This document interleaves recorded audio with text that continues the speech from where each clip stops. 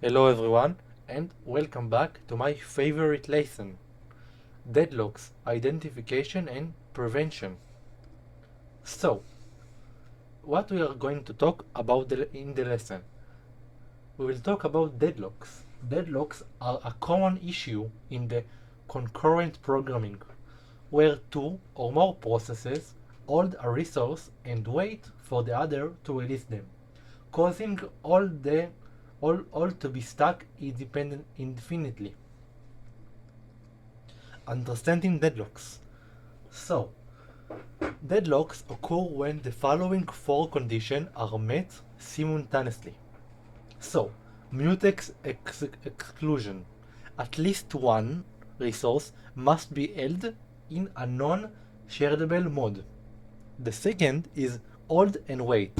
A process is holding at least one resource and waiting to acquire additional resource held by other processes. You can see this example in the photo below. The third one is no permission. Resources cannot be forcibly removed from the process holding them. And the last one is circular wait. A set of processes are waiting for each other in a circular chain. It's uh, it's it's like the photo below, but not necessarily. Like imagine they are this is imagine the circle, but change the word from assigned to wait for. So if the process one wait for process for resource two for process two is wait for process three, process three wait for process four, but process four wait for process one. So it will be all and over again. So, how we can identify deadlocks? Identify deadlocks involved analyzing resource allocation and process states to detect cycles of dependency. Tools and techniques include resource allocation graphs, deadlock detection algorithms, and even logging and monitoring thread state and locks. In the next lectures, we will build together logging and monitoring platform that we can track all our threads. Preventing deadlocks. So, we can prevent deadlock if we are breaking at least one of the four necessary conditions. We need to prevent the mutual execution. We need to prevent hold and wait. Also ensure permission and prevent a singular wait.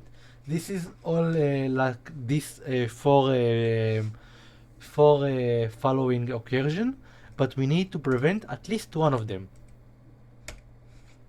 So there are many techniques to avoid deadlocks, unlike prevention. Two of them are the bunkers algorithms and the priority order of the resource.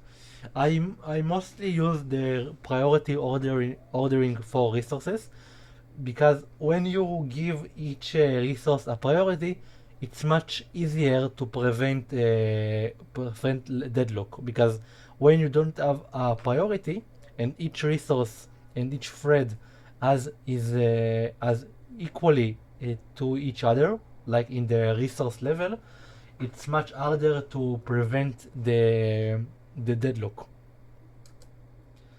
What are the best practices for deadlock management?